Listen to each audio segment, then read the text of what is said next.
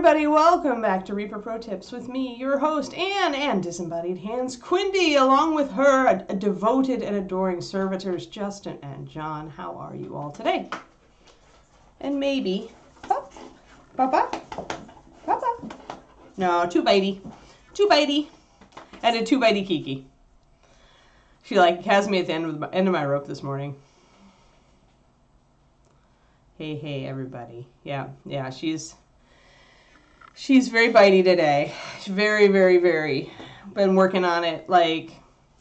It's to the point where the only thing I can do now is just leave the room.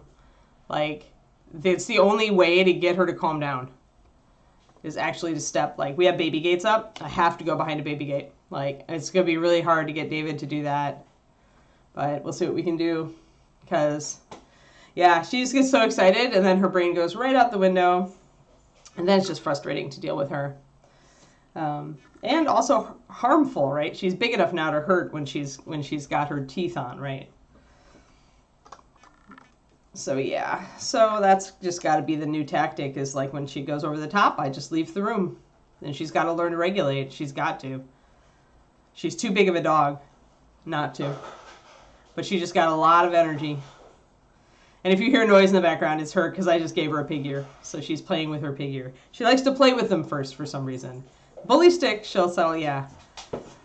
She just gets really, she just loses it, Twisted Oma. She's a very excitable dog. She goes from 0 to 60 on the arousal scale really fast, and she just doesn't know how to manage that. I mean, I wouldn't either if I was that, easy to torque off, right? So the only thing I can do is to leave the room and essentially say, no, when you're like this, I'm not going to be here. And the thing she wants more than anything else is human interaction. So you have to essentially punish her by removing that. You can't punish her any other way. Nothing else works. Hello, Rain in the Dark. Yeah, some of these were still available. I don't know if they still are. ReaperCon was back in September. But I thought is Sophie still available for sale, Quindy? The nice thing about this one, Rain, is that you can make it with or without the wings. So if you want a female warrior, hold on, let me get myself in focus here. Yeah, so if you want just a cool female warrior, she works really well as that. Elven, probably, since she has the pointy ears. Although you could easily take those off with a knife. Kiki is being a real dingo today. And last night she was overtired toddler. So I have a 6-month-old puppy, for those of you who don't know. And she's a big shepherd, so she's full of it. And she just got to the point where the little kid is super tired but won't go to sleep. And I don't think she maybe got one little nap yesterday. And she was she just could not calm down last night. So I had to trick her into the bedroom and then put her in her bedtime pen. And then she conked, right away. So it was totally that she was overtired. But, she's just a baby. So, relatively speaking, I always have to remind myself, hi, do you want to come up and say hello to people now you're less bitey? Papa, want to come up and say hi? No? Playing with pig ear? What happened? Where's your pig ear? You don't want to come up? Okay, that's fine. But yeah, she's very over the top, very quickly, and she's big now. She's 55 pounds, and I think she's going to hit 80. I don't know. I'm starting to believe in the 80-pound Kiki, which is just scary. Scary dog with this much energy and that big and that size, right? This is why I tell people, not all Shilohs, we aim for couch potato. We can't get couch potato because we like a little bit more drive than that, but if we aim for a dog with an off switch, right? Yeah. But then you have to go through this wild-eyed puppy phase before that, and if you do not have the strength or the patience, it's trying. It's a hard one. Hi, did you bring your pig ear? Yeah, do you want to show the stream your pig ear? Or do you want to come up? Do you want to come up? No, still too toothy. Yeah, go on, chew. Yeah, she definitely has floof going on. Yeah, I put up a picture, I think, on my Patreon Discord not long ago.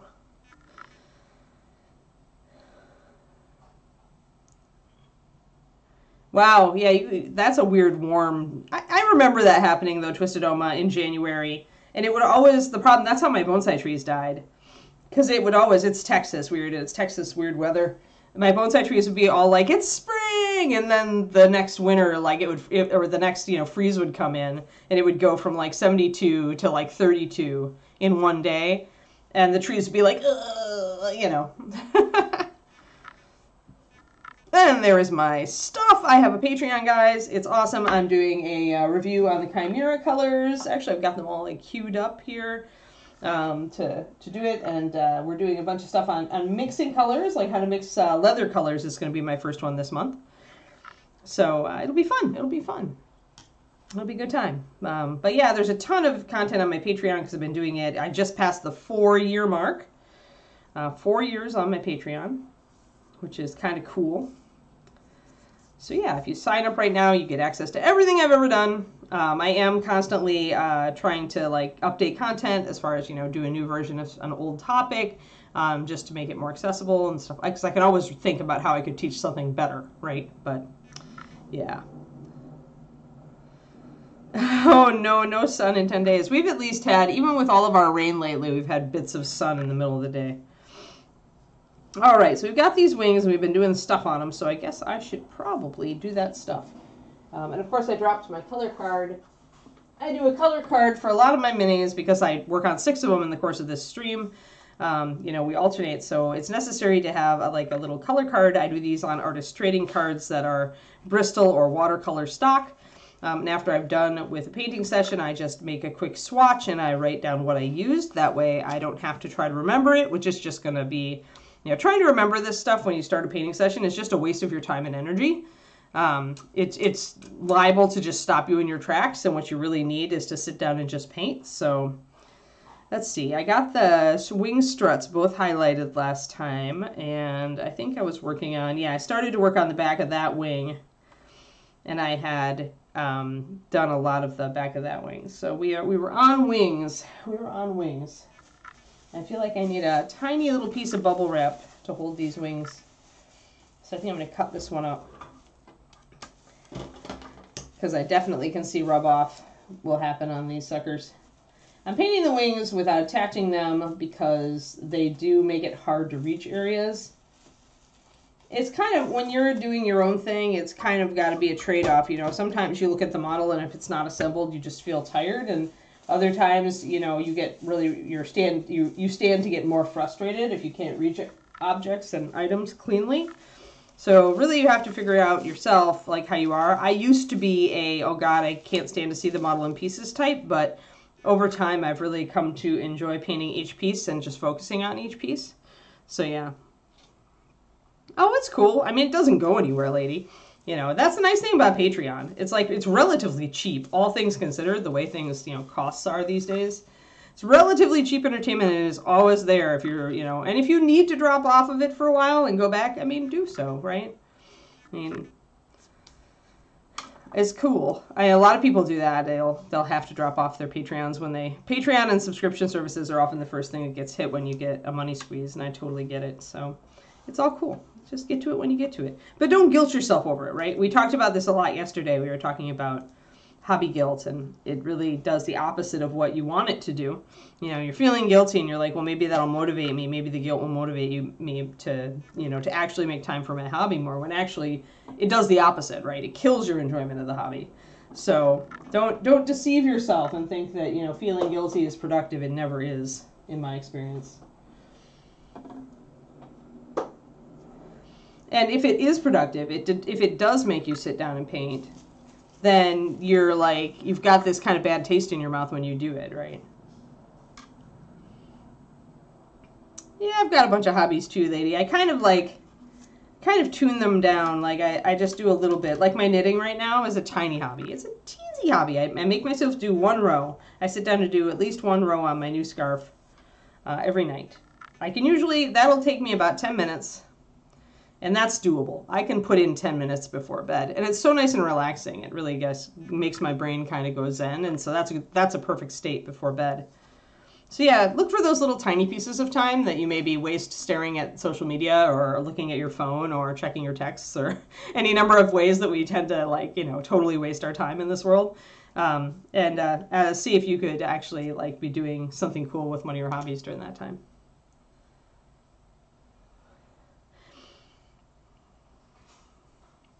Oh, just Lady mentioned that she hadn't had time for my Patreon, and that's Patreon guilt is a definite thing. Like when you've got a subscription to something and you just haven't been checking it, and you start feeling guilty about it because, you know, some of us are just guilt prone. I'm in that club. Some people aren't. Some people just don't have that problem. So let's mix up some colors while we're chatting. I'm going to grab brown liner. The particular mix that I was using for the shading on the wings is brown liner, shield brown, and mostly russet brown. And just in case, just to remind you guys, we're doing, these are the Canon, what I would call Canon Sophie colors. So as far as the colors that I've always used to paint Reaper's mascot through the years of me being a staff painter, whenever I was called on to paint a Sophie, these are, if I don't have an exact match, they're an approximation of exactly the colors I used back in the day. Unremarkable flesh bag. I just can't believe that you're truly unremarkable. I just can't. I just can't. 10 months. Thank you. Thank you for the resub.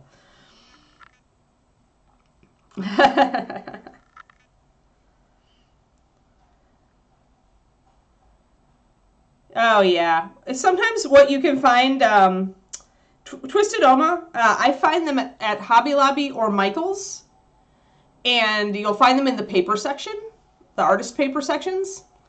And the other thing you could try is an actual art store and not a hobby store. You usually won't find them at a hobby store, in my experience.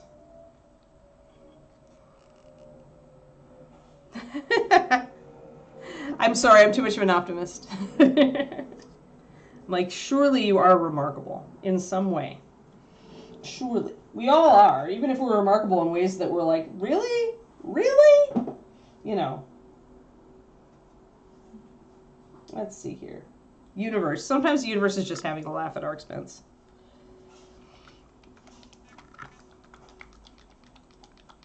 And Kiki is destroying her pig ear in the background. Alrighty, so I do want my shadow color, because just in case I need to touch something up, but we are definitely getting to the end of the point. I want it for the wings too, for the back of the wings, to add some additional shading. We're definitely getting to the point we can finish these wings, so I need to get this stuff mixed up and get going. Alright, so let's back out and get our palette up here. Palette, palette, palette, palette. There. So we will, actually I'll get some straight brown liner in here too. Ah, why russet brown? Why do you clog on me?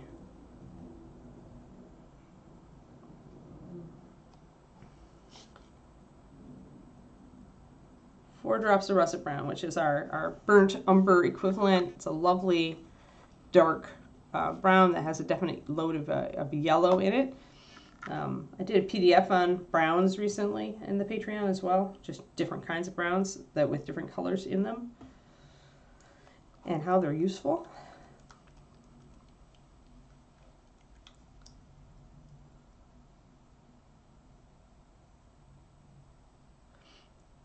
Those would be nice and durable, Pendrake.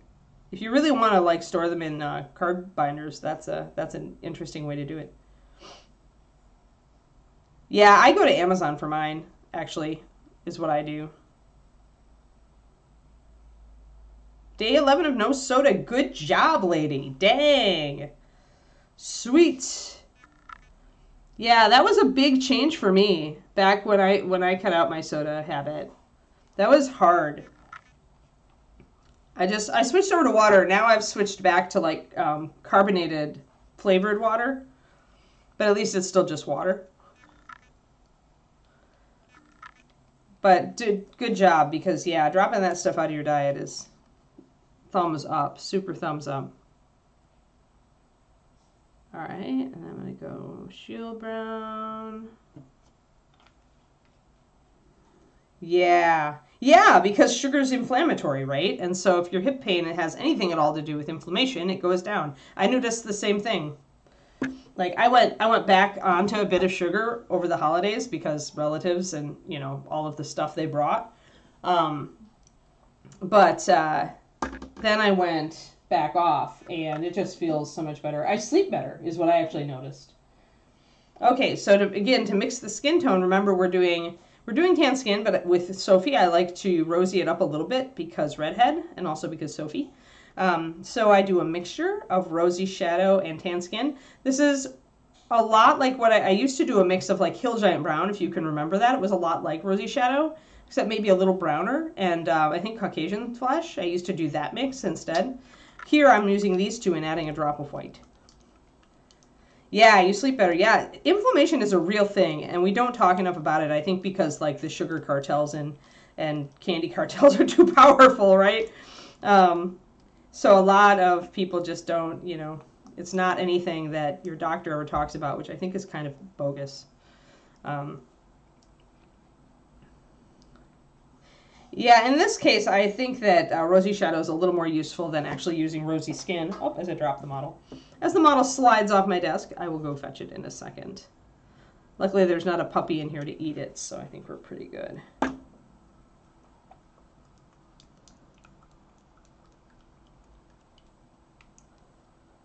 Yeah, I'm sorry, Karinka, that you're still...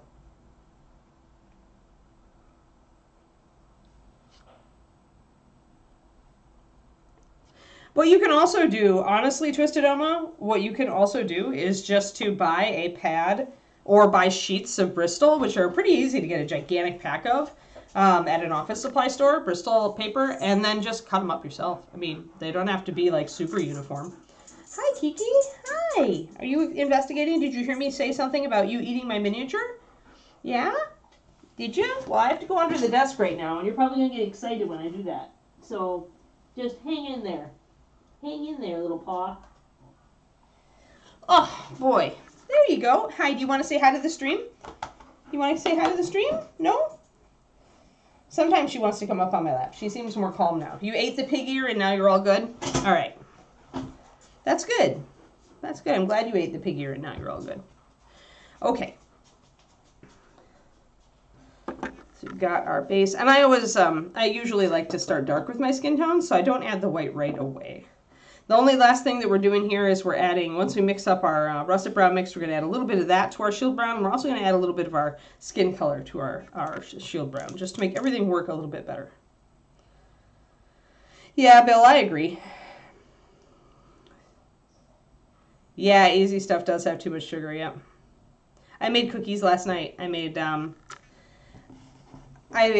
of the streamers, the Overwatch talent that I follow, she's Swiss, and she did a thing with Swiss lemon cookies, which are a thing. So I found a recipe, and I made a keto version last night of Swiss lemon cookies. And they are tasty. I really like lemon. So, and I'm going to put 2 drops of water in each of these guys. So it's going to be between a 3-to-1 and 2-to-1. Because we've already got a base coat on, so at this point we're going to be blending and working things up. Yeah, sure, Twisted Oma.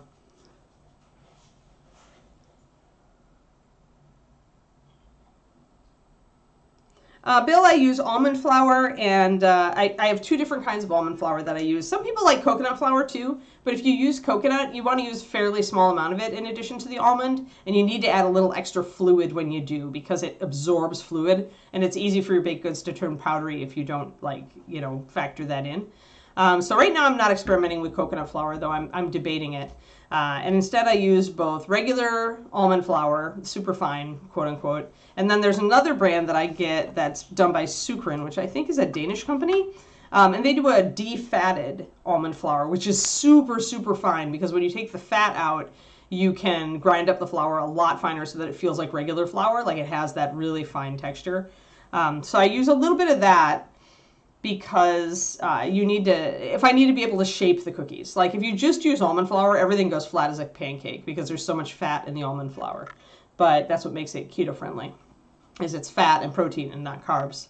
The defatted one, definitely, like, then cookies start to hold their shape better. So it's like figuring out the dance of of how much you want to get the result you want. If you're doing cookie cutter cookies, you want to add a little bit more of the superfine flour. If you're not super keto and you just want a lower carb version, I use the gluten-free all-purpose baking flour from Bob's Red Mill. And instead of the defatted almond flour, I'll use that. And that, likewise, it'll help the cookies keep their shape and not collapse, and it lets you do cookie cutter cookies and stuff like that. So yeah, yes, as in defatted. Yes, correct. Yeah, so essentially they've cooked the almonds in such a way that they've leached a bunch of the fat out, and then they can grind them a lot finer. So it has a lot less fat and it's higher protein, and it also, because it has less fat, it helps the cookies to keep their shape.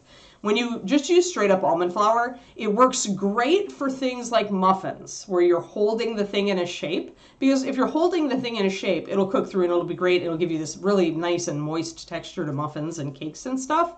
But when you're just putting a glob on a sheet, it's just going to go real flat before it cooks. It's just, you just learn how to deal with it. I've been keto or low carb for so many years now that I've switched entirely over to that for the most part. Because Walmart. I love lemon pound cake, man. Oh, I love it. Yeah, no problem, Bill. Hold on, I gotta check on the Keeks. Keek, what are you doing? You better not be eating slippers. If you're eating slippers, I'm gonna take you out of here. Yeah, you can put your snout in there, but you cannot eat any, okay? I swear she's regressed. David agrees. She's having a regression to earlier puppy. Oh, does it, Kerniko? That's a bummer. You could probably grind it yourself if you had a big food processor. You might be able to grind it like fine enough. The other flour that works great is if you grind up flax seeds. I usually use golden flax seeds. I used to do a keto muffin every morning, and I wanted more fiber in it. So it was ground flax seeds with like just a little bit of almond flour in it, like just honestly like a teaspoon, and then some psyllium husk. And the flax seeds actually bake up like kind of like a heavy bread.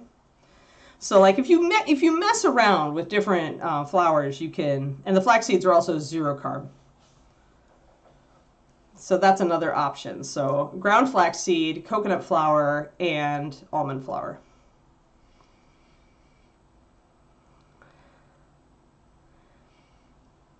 Yeah, that's what most people have if you're not low carb, right, Agent Marvel? If you are low carb, though, almond flour is like your freaking best friend. If you like to bake, and I do. If you like to have sweet treats still, even though you're low carb. And then I use Swerve for my sweetener. All right. Let us get we've got all our colors now, so we're good to go.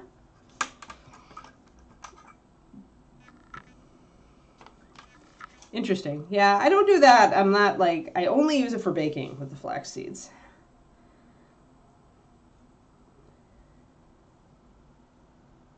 But it is a key component in my, like when I do muffins for the road, like if I'm going to travel and I need to stay on diet, I can make a bunch of flaxseed muffins and they'll keep in the cooler for like 5 or 6 days on the road. And then I know I'm on diet for breakfast, which is nice.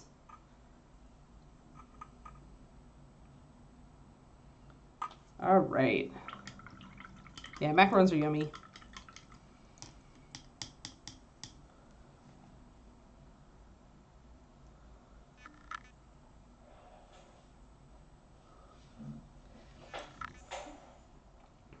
Yeah, I mean, if you need more calories, Twisted Oma, muffins are a way to do it. Whether they're low carb or regular carb. I'm going to mix a little bit of my skin tone into my shield brown. There we go. All right, now let's get this going.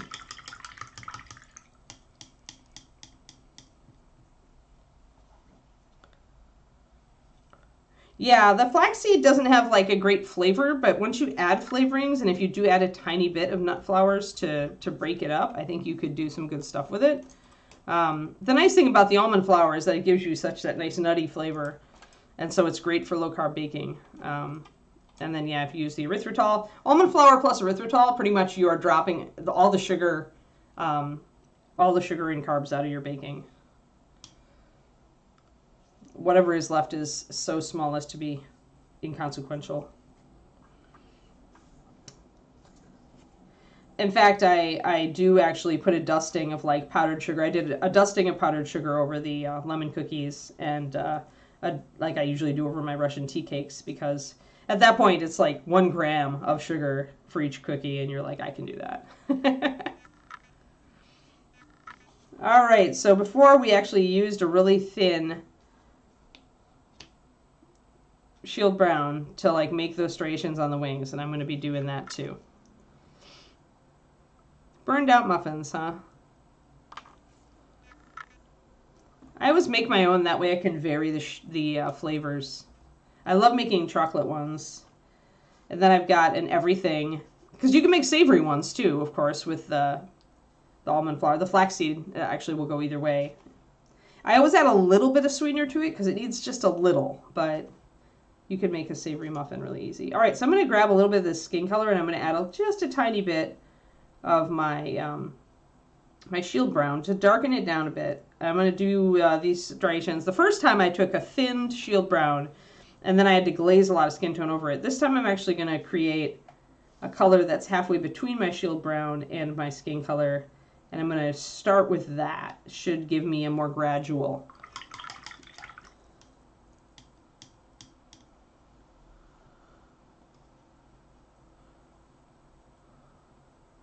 Yeah, you can, Pendrake.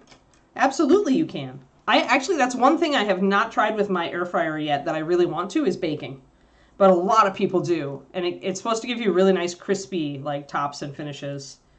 I just saw on Amazon just the other day, I just saw a air fryer baking trays. They were square. I wish they had round ones. But we're square, and they're like I think a recyclable cardboard, and then they've got baking sheet paper on the bottom of them, like, so you have little edges. They looked pretty cool. I was like, I should really try that at some point.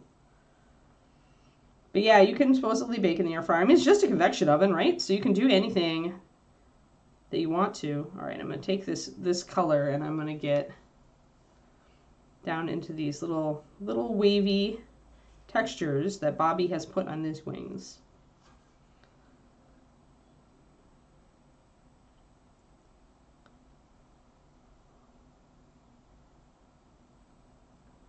And I'm going to kind of tilt the wings if I need to see, because sometimes it's hard to see these little bits. I just want to get them roughly, though. 1 or 2 cookies at a time in the air fryer. Great idea. Yeah, it is. Erythritol is a sugar alcohol.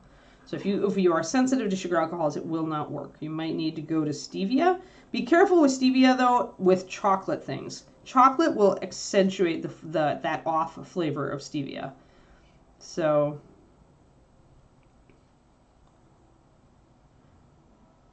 but yeah, swerve, and especially I use the confectioners. So it's more like a powdered sugar, but it dissolves a lot easier in mixes.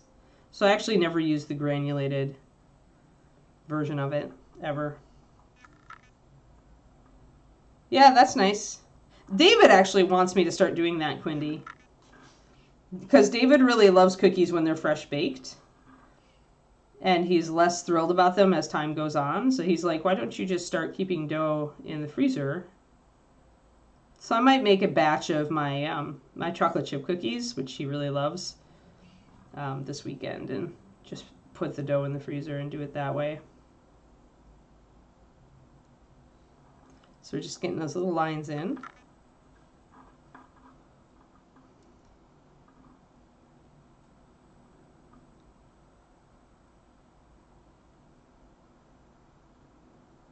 Boiling, huh? Interesting.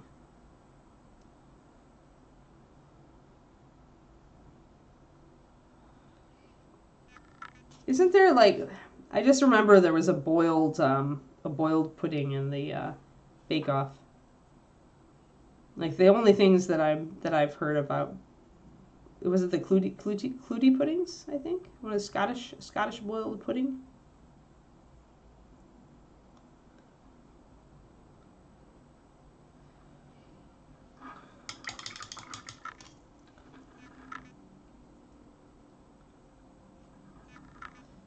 Hey, CNOT with the gigantic raid. Thank you, thank you. We're talking baking this morning. Yeah, the Clutie dumpling, I think. I think Cornico. Or Clutie pudding. Yeah, we're doing wings, working on our wings. I'm trying to like start the wing pattern here that I got on this side, and it's for our succubus, our Sophie the succubus from ReaperCon. So we are just working on, like, I hate wings. See now, they're my least favorite thing to paint, and so I make myself paint them first. That way I have all the fun stuff left.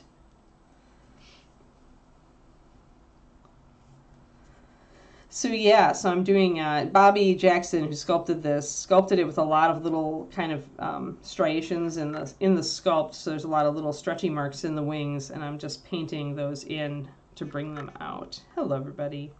So for those who do not know who I am, I'm Ann. I work for Reaper. I'm coming up on my 20 years, guys. 20 years working for this company. Lordy, even if the last 3 have been remote part-time, still I get to count my anniversary.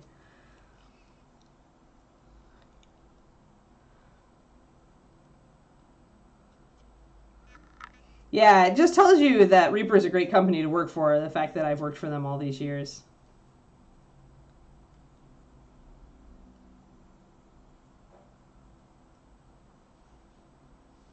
But yes, I was hired. My first day of work was April 1st. Yeah, best work anniversary ever. April 1st, 2003. We were just breaking ground on our brand new warehouse, which everybody now knows as our like permanent warehouse. We were just breaking ground on that when I joined. Like, I remember getting to walk the site before it was really built out.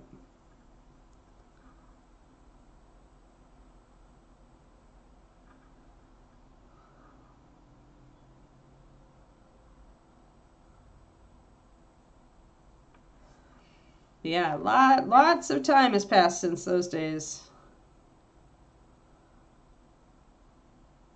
I've gotten less from any serious crimes.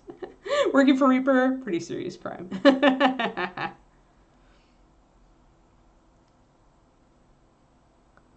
Interesting, Agent Marvel. You're a macaroon pro, I can tell. I can tell it's a passion with you. You know the things. Alright, so I have to turn the model sometimes to see the little dashes that Bobby has put in. Because sometimes they're really shallow.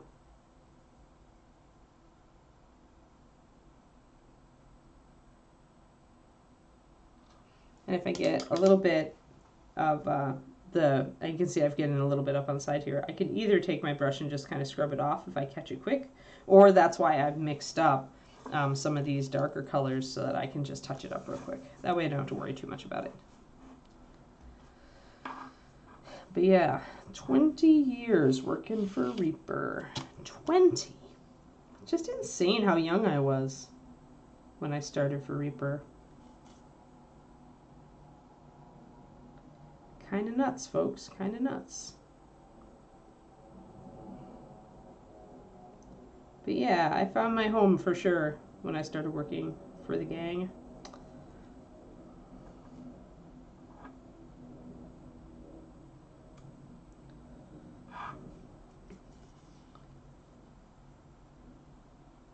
Yeah, especially those flavors from your childhood, right, Shadow Raven? We never lose that stuff. Everything makes such a huge impact on our brain when we're young.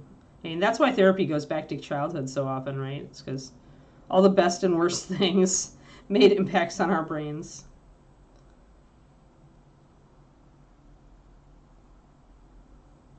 Alright, so got the lines at least sketched in.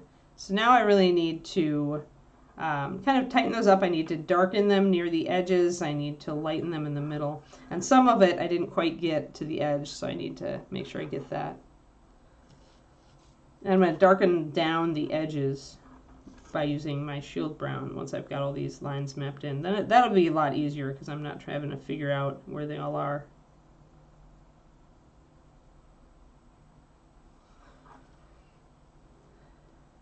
There we go.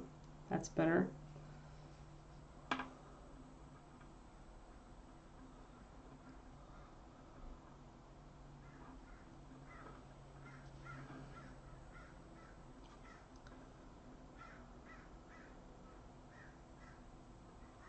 I've never made a macaron. Every once in a while I get tempted to try making the things I see on Bake Off. Like the other day I was like, I should really try to make a choux pastry. Just once, just to see. It's not like I'll ever be on Bake Off because we don't have like a good American version over here. But, or it's not like I would ever do well on it if I did, because I don't even work with glutinous flour anymore. But yeah, I get tempted. I'm like, an eclair sounds really good right now. I could make a low-carb one. Or I could make a gluten-free one. I don't know if I could make a low-carb one. There are definitely limitations to almond flour and its friends. I feel like I could make a lower carb one, but not a true low carb.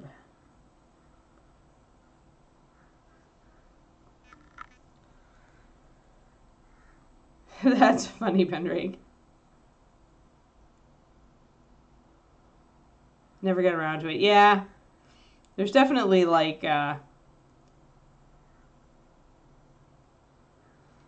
there's definitely a bit of that with my baking as well. I do find what helps, lady, is if I measure out the dry goods. Like I just grab one of my plastic mixing bowls, and if I feel like I'm just not going to have the energy by the end of the night or whatever, I will take a time earlier in the day, like right before or after lunch, and I will measure out all my dry goods and whisk them together. So that way half of the work is done, and all I need to do is grab the wet goods and throw them into the mixer, right? And then add my dry goods. So I feel like I've already done half of it, and it makes it more likely that I'll finish the bake on that day. If not that day, the next day. And take my liner and just touch up some of these little stripes that I've gotten onto the wings. Yeah, I benefit by breaking things down. So for me, if I just stop and think about the entire act of making cookies, it just feels like I don't have the energy. But if I already put together the dry stuff and mixed it, then I'm halfway there and I can usually muster enough energy to finish it.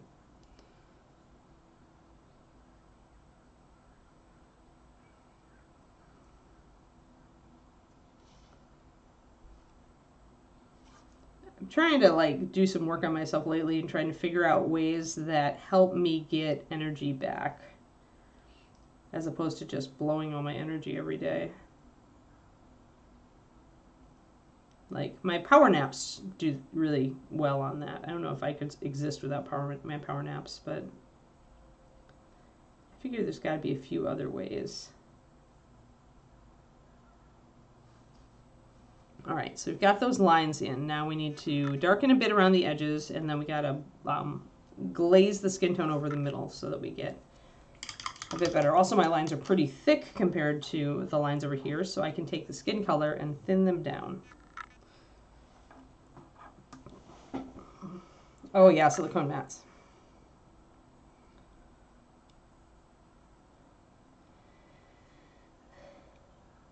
Oh yeah, I love cake decorating. I used to do it when I was a kid. And yeah, the way I do spinach is, actually Julia Child taught me this one, was to, spinach greens are you can always liven them up with, if you make them a bit of a stir in a pan with some butter and add a touch of nutmeg. Salt, pepper, and nutmeg. For some reason, nutmeg and spinach really go well together. If you are not a nutmeg fan, you can ignore this advice. So I'm coming in and I'm thinning down some of my my little striations on this particular membrane. And I'm going to grab some of my brown.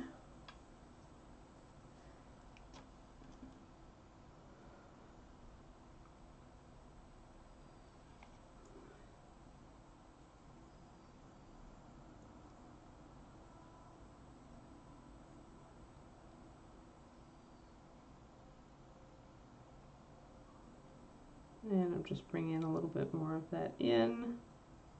Just a little bit of shading at the edges to darken it.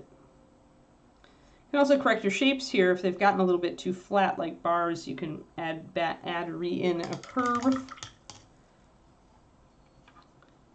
Yeah, that's why I use the alcohol sugars. That's why I use the Swerve. But yeah, it's probably better to like just kind of lose the taste for sugar entirely and then go back to it with the like alcohol sugars or substitutes if you're going to do it. There are kind of varying reports out there on whether certain sugar substitutes will spike your blood sugar, just like regular sugar does.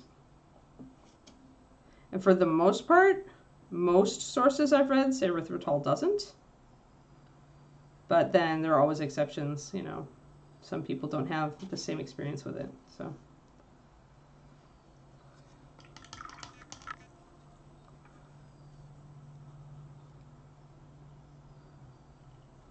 Hello, Crowley.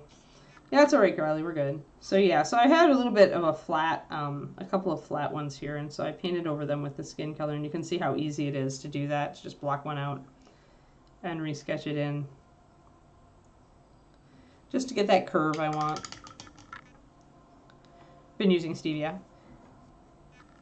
Yeah, I find that stevia gives me bladder spasms if I have too much, so it has bad effects on my body. So I cut my stevia back, but I can still do the other. But yeah, it just goes to show it's just, you know, everybody's different.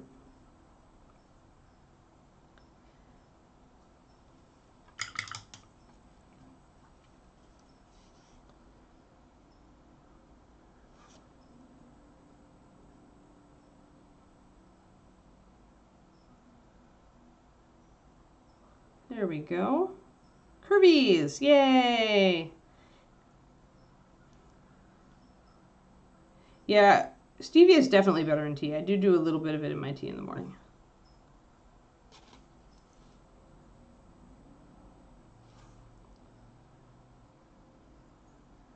Alrighty, just little touches. Just want to bring this stuff together. Get a little bit more of a curvy feel to some of these guys.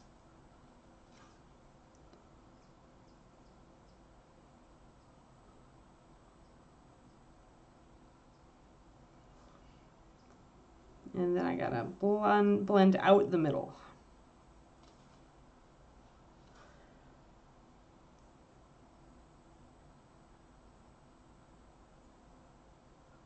Yeah, maybe I should start using a little bit of coconut flour and just putting in an extra tablespoon or two of liquid. I'll have to experiment.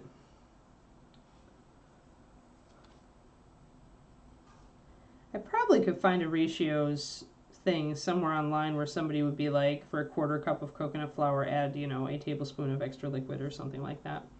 All right, we're going to glaze down the middle of that. So we're going to grab our skin tone here, pop it over into the side, add a couple drops of water to it.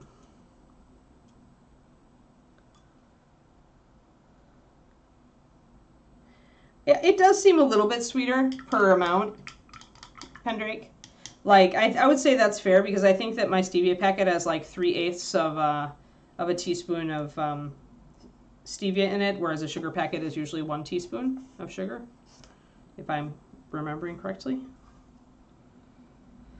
Okay, so now let's take our skin tone and start glazing pretty much right down the middle.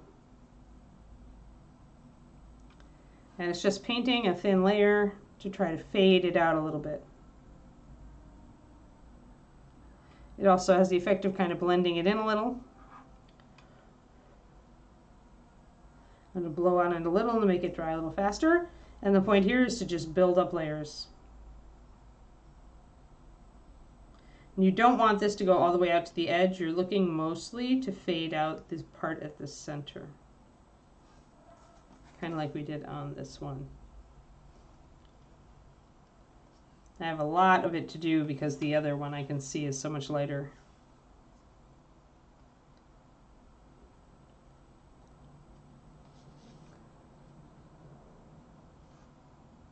I do need to thin down my shield brown just a little bit more, I think.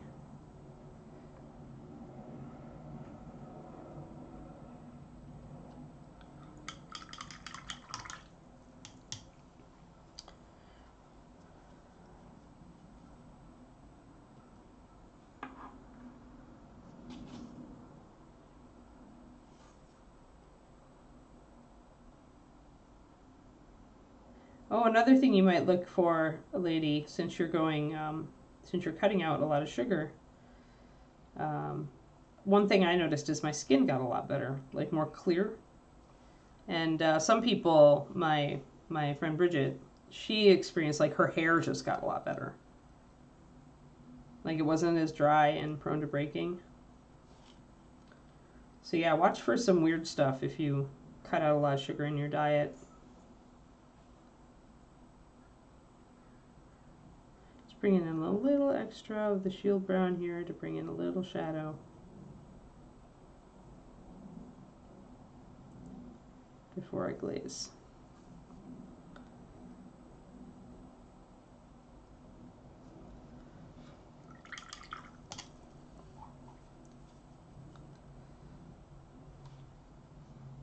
But yeah, our society doesn't like to talk about how bad sugar can be for you, I think.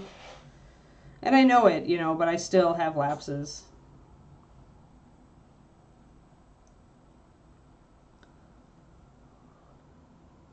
Alright, another layer down the middle here. And that's starting to fade out now.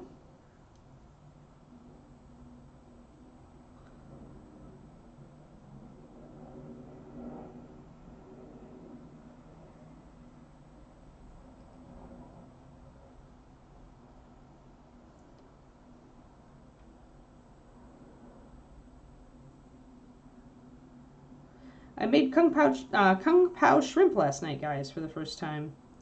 There was a recipe in my my New York Times cooking. I paid for the cooking subscription, just to the cooking section of the New York Times, which apparently they do, and I've been pretty happy with it. It's gotten me to try some new things. I haven't had a bad recipe from it yet.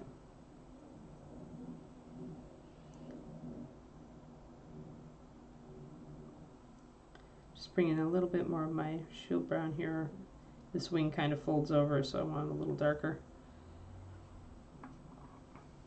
But yeah, the Kung Pao was easier than I thought, and it made me buy a new ingredient, and part of me is like, drat, and part of me is like, yay, when I buy a new ingredient. So apparently one of the key ingredients in a good Kung Pao is Chinese black vinegar, and a lot of the recipes that you'll find here in the US just substitute balsamic, but it definitely makes a difference in the flavor. The balsamic vinegar is, of course, grape-based, and it is aged in barrels, and the Chinese black vinegar is grain-based, rice-based, and it is aged in clay pots, and it definitely gives it a different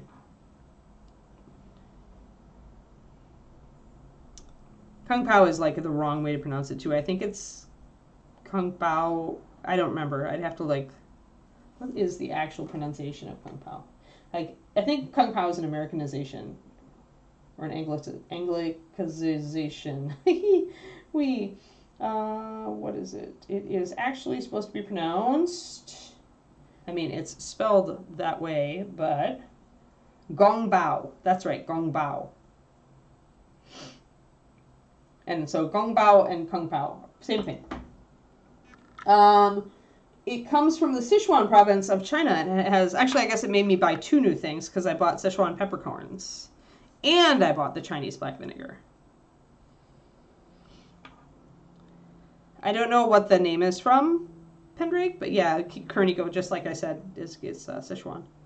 So I bought Sichuan peppercorns, but I apparently didn't, I really underestimated the amount to put in because I was being very cautious. I'm used to, we go to a Sichuan restaurant when we go into the city sometimes, and they have a hot numbing fish dish that is like so Sichuan peppercorny that you bite into it and your tongue goes numb. If you haven't ever encountered Sichuan peppercorns, that's what happens. So you actually, like, your tongue goes numb. It's really weird. Yeah, for a lot of them you will, but the black vinegar is really interesting, and it gives it like it's not as fruity. It's a bit more sour and acidic. It's definitely different. It's really different, but I really enjoyed it. Now I'm gonna go search for other ways to use it. It's supposed to make really killer dipping sauces for like dumplings and stuff.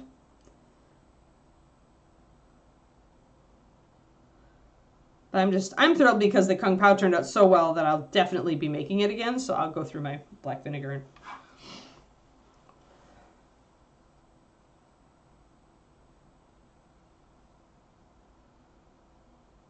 Yeah, hard G, so gong.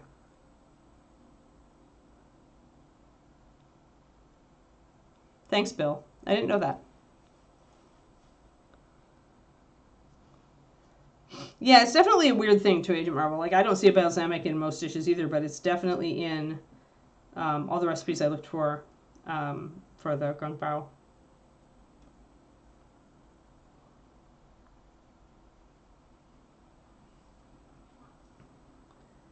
So it's just unique to that dish. And it seems like some places use it as like to add depth to noodle sauces, to sauces that you go over noodles, or they just use it directly with oil over noodles. And then the dipping sauces are the other thing that I saw for the black vinegar. So yeah, it's just an interesting flavor. Oh, right, okay. Got it, Bill. Interesting.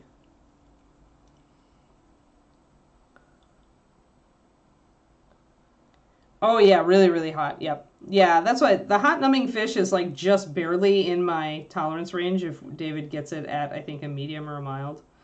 I like their Cuban. They do a Cuban lamb. They call it Cuban lamb, but it's a different kind of thing. Or not, was it? I don't know. Don't remember the name of the lamb dish, but I like it. All right, so we're glazing, glazing, glazing, and we are fading out the centers there until we are getting more of the feel that we have there. And you can see we've really faded out the middle here and not to the point. Here it's a little bit, the wing is a lot more tight, so I don't mind if it's a little bit darker because it's not open, and so it's not going to be as translucent here. Yeah, I used chili paste instead. I didn't have the dried chilies on hand. But it still turned out great, so I think next time I have to double the Szechuan peppercorn, and I have to do more, maybe we'll get some chili flakes or dried chilies. The problem is that David loves hot, but I can't tolerate a lot of it, so I have to be real careful. Okay. A little bit more glazies.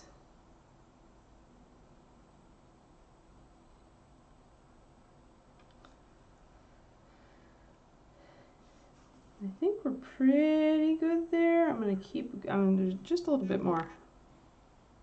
Good for noodles. Noodles, mushrooms, and red meat. Yeah, dried shiitake. I've got those, actually. But we can get regular shiitakes. Yeah, you could do the dried if you want the broth. I've got both.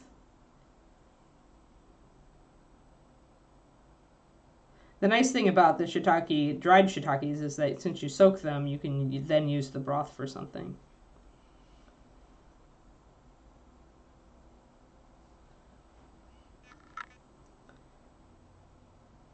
Yeah, we're getting the texture. It's going. I'm going to glaze a little bit over my darkened parts just to blend them in. Yeah, but the red meat is good. Maybe I'll try it over the red meat. It would be kind of interesting to make like a Kung Pao steak kind of thing. That could be fun.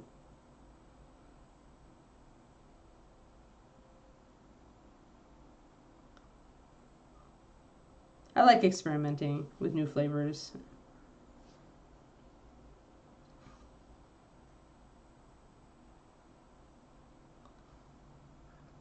There, we've got that suggestion of texture coming down. And I think these look like they belong together. Perfect! Haha! Yay! Oh yeah, Agent Marvel.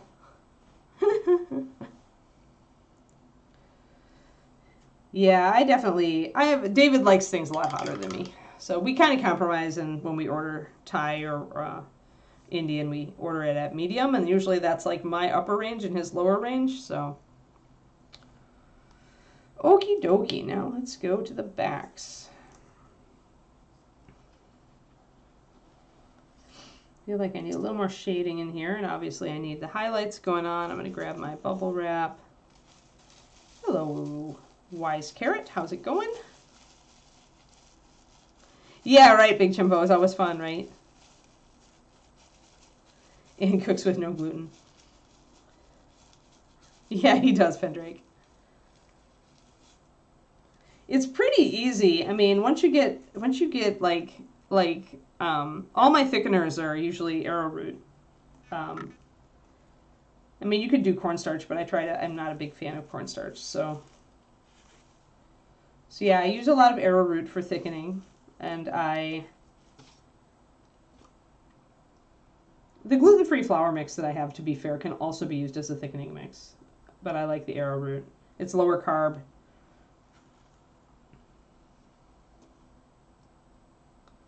All right, so a little bit of shading in here. Just want to make sure that those shadows between there are nice and dark.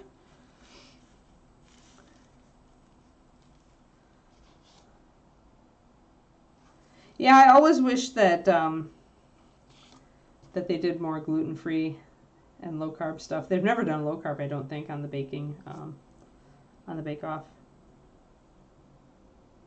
Probably because it's too hard. Or Paul just won't eat it. I can see Paul Hollywood turning his nose up at low-carb with its alcohol sugars and its almond flours. But you know what? When you have to do the diet for your health, you just learn to deal with it. I liked it. I liked the flavors anyway, so. I'm just doing a little bit of lining just to bring out that wing strut just a little bit more. Yeah, corn flour is gluten-free.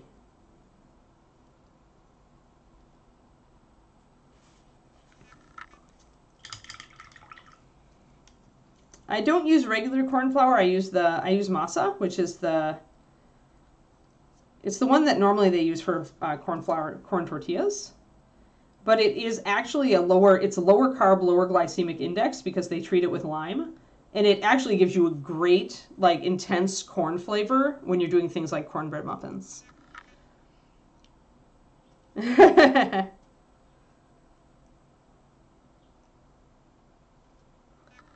I'm going to take my shield brown and start to kind of we're doing this the opposite way. Instead of putting the shadows on, we're doing the highlights.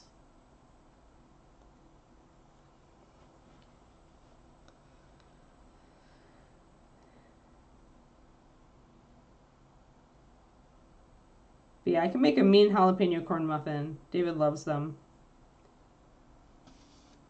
Like, to his credit, my husband is always willing to try what I make, even when it's made with, wonky ingredients and not real sugar.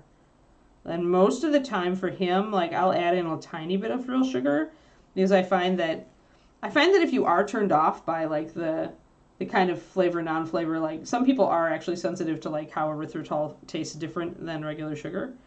But if you do a combo, then that erases that problem.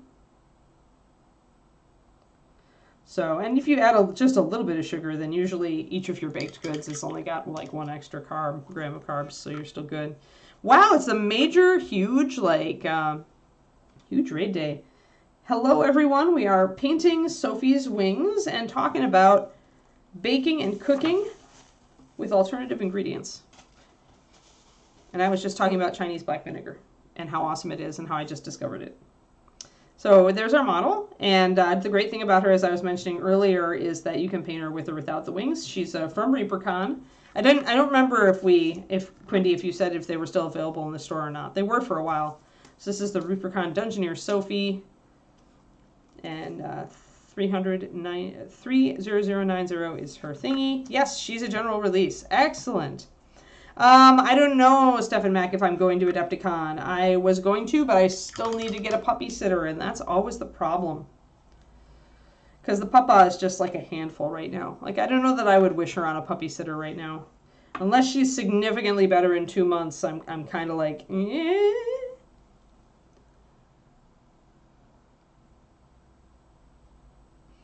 staying one done.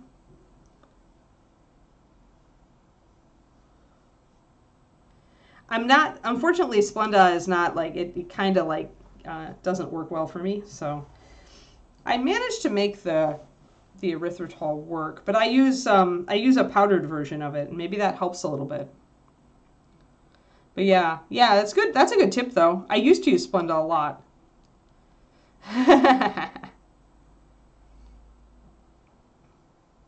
Nice, Stefan Mac, nice.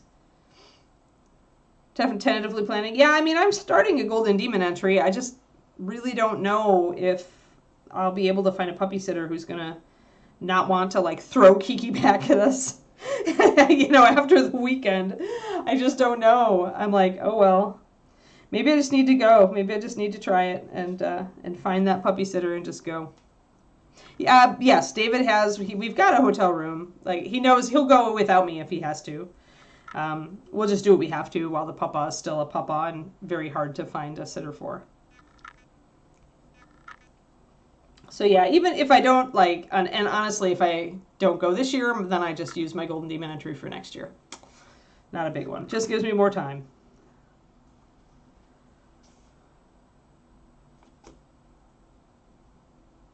Want to darken down these little claws up here because I'm going to make them light in the end, but I want the dark at the root of the claw. You can also do it the opposite way where you do the light and bring it out to dark.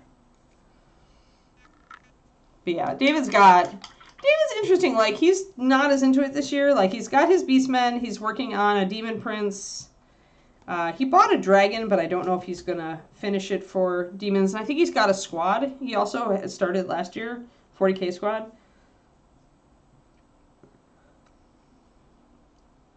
So David has got, as usual, he's a lot more prolific painter than I am, so he's got a lot more potential entries if he finishes them.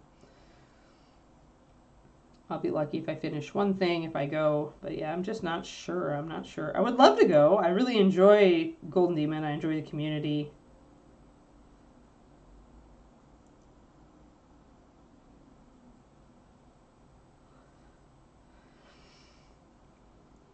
But, and of course, I really love to, like, win another one just because, you know, last year was my year for, you know, winning my first trophies in 20 years. So kind of would be cool to make a comeback and add to my Golden Demon shelf. Since I have 2 already, but I haven't, I kind of would like to try it again.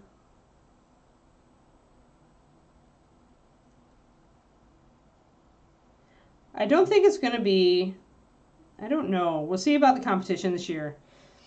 I think a lot of people came last year because it was the first in-person con after the pandemic.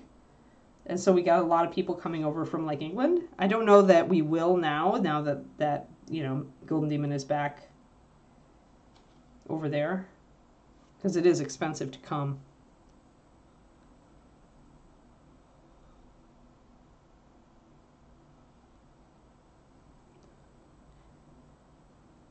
Yeah, the thing to remember, lady, is you almost never manage to get the con hotel unless you book it super fast and you're super lucky. So we always just looking for hotels outside of the con hotel.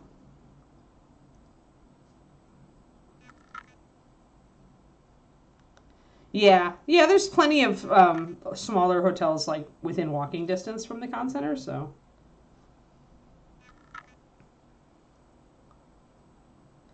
I don't know, it's 2 different things, Shadow Raven.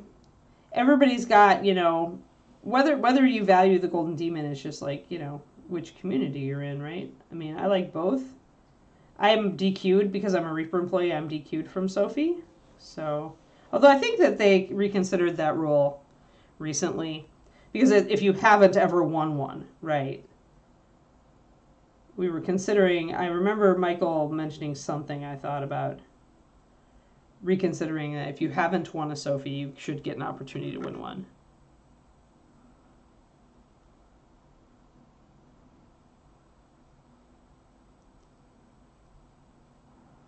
Yeah, it should be. I mean, it's fun. It's a fun con screen. I mean, it's so mini oriented. It's like ReaperCon, only more emphasis on the miniatures gaming and less on the classes, although you still can nail some pretty awesome classes with amazing people, since a lot of the the Europeans come on over to teach, which is fantastic, since they can actually you know, make the money to cover the flight by teaching.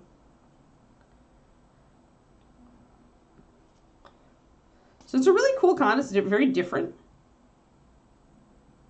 I love the fact that because it's so miniatures oriented, the vendor hall is very miniatures skewed. So it's like going to a smaller Gen Con that's almost all miniatures.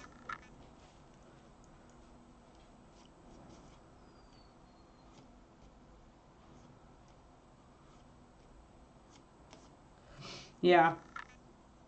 There's also a lot of really cool sponsored competitions with other companies at the con. Like CreatureCaster has always a very nice showing. Privateer Press just announced that they will be back with their Grandmaster competition at at Adepticon. So if you paint Privateer, it's worth it. It's worth trying for that one. I just won my first Grandmaster last year. Gonna do a little bit of highlighting here on the back struts.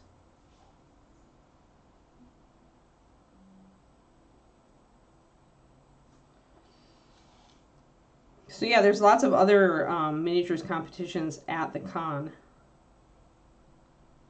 Many of the smaller companies will do a small competition at their booth as well. So if you like competitions, but you'd like to enter like something a little bit lower key than the GDs and without as much competition, then there's lots to do. Adepticon is in Chicago. Agent Marvel, Schaumburg, technically a suburb of Chicago. Which is why I always complain at David that when we go, I'm like, why are we here? Because the weather is always awful. Because that time of year in Chicago is just miserable. It's always miserable. No, I mean, I think, no, you're not being silly, Shadow Raven. I mean, I prefer open system to anything else. I just also appreciate, like, Golden Demon, you know, as far as what it's, you know, what it is. It's a different beast. It's a different beast. I like having a bunch of different painting competitions where everything's a little different. But in general, open system competitions like the MSP Open, I think are cooler for the majority of people, like because they give that avenue for feedback, right? Which you don't get at the Golden Demon. Although they've gotten a lot better with it actually now, because now if you make the first cut, you get the little certificate, and if you get the final cut, then you get a pin, I think. So, yeah, screen, yeah. And you know, competitions will do that because, especially with smaller competitions, or competitions that don't have a lot of, like, people don't hear about them as much in the industry, beginner really is, you're lucky to have a complete base coat, or you've got everything dry brushed, right? So if you know any technique, a lot of competitions I think will do that to you. At some of the competitions that aren't as well frequented by people who are like serious painters.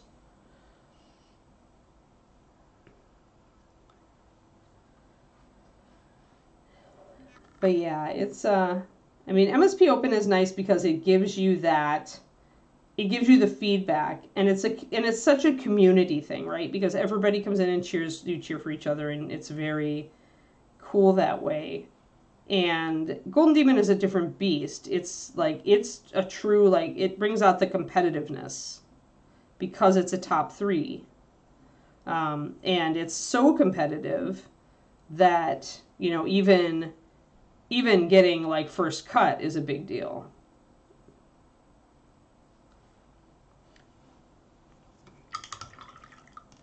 We're talking about Adepticon. We're talking about both ReaperCon and Adepticon right now, Kodiak, but the Chicagoland one, if that's what you're looking at in the chat, is Adepticon, which is a miniatures gaming con, which also has D&D, I believe. But it's miniatures gaming con in Schaumburg, which is Chicagoland, in the springtime. And I got asked if I was going, and I would like to, but I think Kiki might be too much of a hellhound yet for me to go and find somebody to actually watch her. So this is looking pretty good. This is about where I want it, guys. Maybe a little bit, maybe I'll put a tiny bit more highlight on the very tippy top of the wing there. But yeah, they're very different conventions. Even though they together are two of the biggest miniatures conventions in the nation, they are very different miniatures conventions. Oh, I see. Well, some people would consider Golden Sophie to be the more pinnacle that they would value. If you are a diehard Reaper fan, you may well put like a Sophie above a demon. Golden Demon for me is sentimental. Like, it's, you know, the first major competition that I won.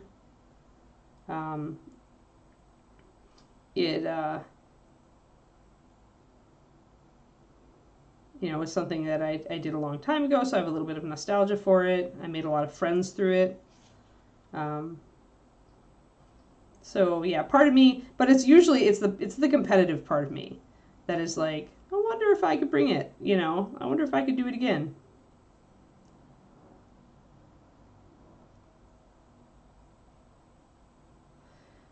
Because part of me just likes to test myself like that. Especially after the Grandmaster, I'm just like, you know, maybe I am not out of this yet. And I was talking to Chris Fitzpatrick at Adepticon the last year I went. Last year, I guess. And it's funny because, you know, we're both from kind of the same era. And he was saying on how he runs Crocodile Games, for those of you who don't know, and he also used to be a sculptor for Games Workshop. But he was like, he just likes to see people from our generation still out there kicking butt. Like, it just makes him happy. And I'm with him on that. I like, miniature painting is a hobby where, like, if you can still enjoy it, like, no matter what age you are, right? And depending on, like, your vision and your hand-eye coordination, you can still be competitive at it, depending on how you're going. So I put a little bit of an extra highlight there, but you know what? That might be just a little bit too much. So if I do that, then I can glaze. I'm essentially going to take my base coat, which is mostly russet brown, you'll recall, with a little bit of brown liner and a little bit of shield brown. I'm going to build a glaze out of it. I'm going to glaze over the top of that to bring it down. And with the glazes, they're always very watery. And how much I want to bring it down is how much water I'm going to put in it. I'm kind of waiting to see how this falls off the side of the palette here. I think I'm going to just apply that. I could take it down a little bit more. But I'm going to take just a little bit of it on my brush, and I'm just going to really lightly brush it over the top. Then I'm going to let it dry and see if it takes it down enough, and then if not, I'll put another layer. Because I don't want a lot of texture on the back of the wings. Just enough to make it interesting. I think that wing is pretty much done though, yeah, and that brought it down nicely, so I think we're good. I think I want maybe just a tiny bit more highlight on this part right here.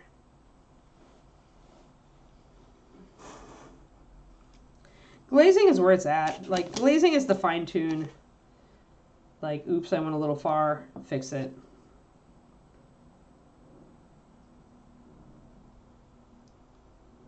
But yeah, part of me is very competitive. It's actually why I stopped playing 40K for a long time. It's because I didn't like how I felt when I played it, because I let myself get too competitive. And after that, when I did go back to it, I made myself play funny armies. So I played orcs. Because, like, half the time your stuff would backfire on you. So you couldn't get hugely competitive playing 40K orcs. You just couldn't. Sometimes you were great. Sometimes not so much. So I've learned that if I want to still like myself, essentially, like want to kind of tone down my competitive impulse, I need to treat it as fun. I need to treat it as just kind of like not a serious thing. Because I could get so into it, like, but I don't like it when I do, so.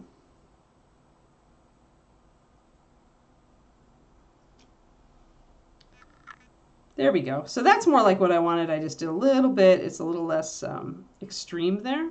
Yeah, bye, Crowley.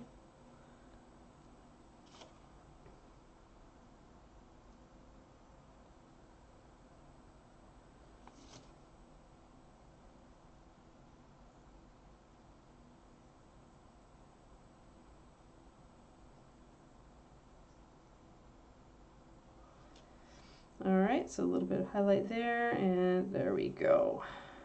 Now we can just tighten up our other wings, which we only did a little bit of.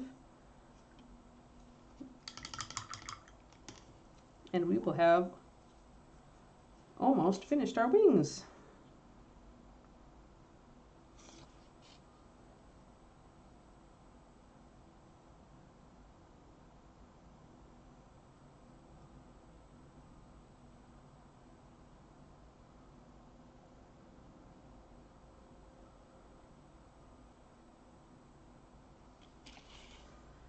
Back to the shield brown for this, for the first go.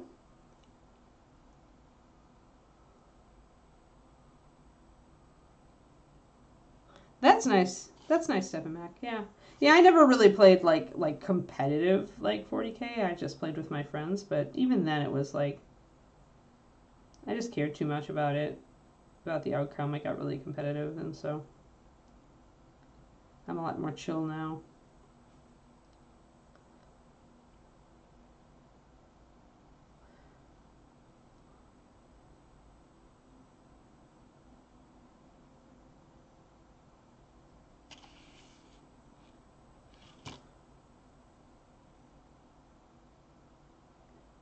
I can also take my shadow color and put back in a little bit of my shadow if I want to.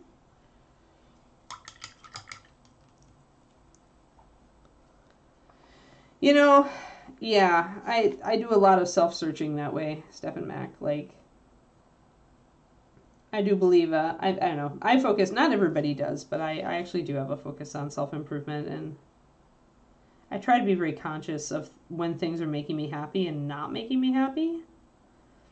Kind of trying to tune in on myself and kind of see, you know, is this really fulfilling or is it not fulfilling anymore? Was it ever fulfilling? You know, because I want to live a kind of happy, best life, and especially as I get older, I feel like I don't want to waste time with things that are really draining or not rewarding. Like, I want to have some fun, right? Have some fun and really enjoy. I mean, here I am in a new state with a, you know, new husband and a new puppy and a new book and new everything, and so I just feel like I want to kind of, you know, kind of enjoy it.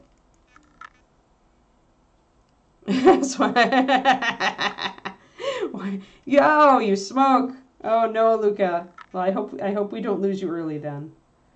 You know, I can't really knock anybody with anybody who has a substance addiction, because I have a chocolate addiction, so, you know, like, rock on. And I suppose I have to, like, make way for the Alpaca Nation now, so we didn't quite finish all of our texturing on the wings, guys, but we did actually finish this wing. So we're getting, except for the claws, but we're getting real close to being able to progress on the model. So great, so we'll be able to kind of finish that up, and then next time we can work on the skin tones and the hair. Awesome, and then tomorrow is Thursday. It's also Genie Day. Yes, he of the pecs. As you recall, we were working on our blues for this, and kind of getting things. Maybe I'll do some gold tomorrow, just because I've been kind of wanting to work on his shoulder pad or his belt. So we can maybe do some gold tomorrow. But he's turning out, I really like his kind of silks and satins feel through here. So yeah, that's what we'd be doing tomorrow. Show up. Have fun, assuming that I don't get another power outage, because we still have another few days of storms to go. Yep, Pastel Genie Man, that's right. He is very secure in his manliness. I hope you all have a lovely day and enjoy Luca's stream, and I will see you later. Adios, everybody.